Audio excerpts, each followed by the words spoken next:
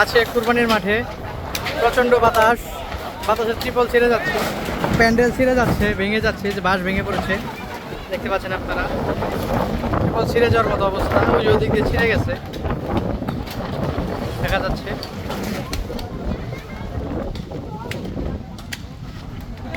এই যে দেখতে পাচ্ছেন আপনারা, ত্রিপল ছিঁড়ে গেছে।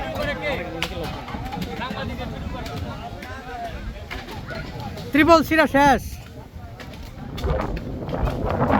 এই যে এখানে আছেন গরুর ব্যাপারী নাজিমউদ্দিন মন্ডল, বাংলাদেশের শীর্ষস্থানীয় গরুর ব্যাপারী। যদি কেউ গরু নিতে চান চলে আসুন গাজীপুরের কাশিমপুরে নাজিম মন্ডলের কাছে।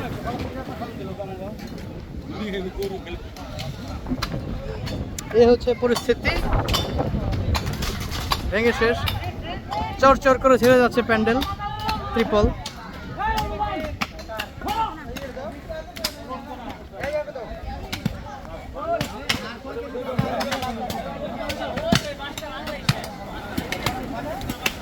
আর দেখতে পাচ্ছেন এই যে বাঁশ চরচর করে ভেঙে গেছে, এই অবস্থা। আমার হতো ভাই, আপনি সাইডে যান, সাইডে যান। যে না বাঁশ নাই, বাঁশের বাঁশ ভাই, ওই ওই বাঁশ ভেঙে গেছে। রনি ভাই, কি অনুভূতি আজকে পবিত্র ঈদুল আজহা? সারাদিন অনেক গরম ছিল, প্রচুর রোদ্রের পরে হঠাৎ করে কি শুরু হলো, বাতাস শুরু হলো, কিন্তু বৃষ্টির খবর নেই। আশা করবো বৃষ্টি নামবে না। এই ঝড়ু বাতাসের মধ্যে আমরা কাজ চালিয়ে যাচ্ছি, সমাজের গোস্ত ভাগাভাগি হচ্ছে। বাকি ডুব দেখা যাক কি হয়, কয়টা বাজে, কি পরিমাণ গোস্ত হয়, সমাজে কি পরিমাণ পাওয়া যায়। আর আমাদের গোস্ত আমরা দিয়ে দিচ্ছি, আমাদের গরুর রান্না এখনো কমপ্লিট হয় নাই। কমপ্লিট হলে সমাজের গোস্ত ভাগাভাগি শুরু হবে। আমাদের জনগণের উদ্দেশ্যে কিছু বলেন। জনগণের উদ্দেশ্যে কিছু, জনগণের উদ্দেশ্যে কিছু বলেন। জনগণের উদ্দেশ্যে কি বলবো, জনগণ সবাই যার যার সুবিধা মতো কাজ করতেছে, সেইটা করার কাজটা আমরা গুছিয়ে আলাইছি। আর মাত্র 10-15 মিনিট লাগবে। সমাজের মানুষের উদ্দেশ্যে তাহলে কিছু বলেন যারা অনুপস্থিত।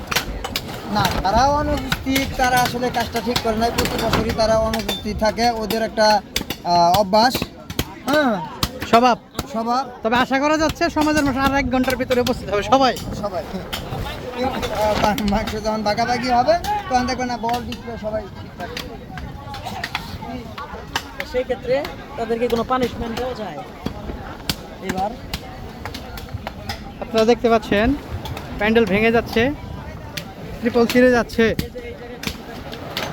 দেখুন অবস্থা, এই ভেঙে গেছে, তারপরে কাজ চালিয়ে যাচ্ছে সবাই। অত্যন্ত পরিশ্রমে তাদের কাজ ঠিকই চলছে, চালিয়ে যাচ্ছে। ত্রিপল ভেঙে ছিঁড়ে যাচ্ছে।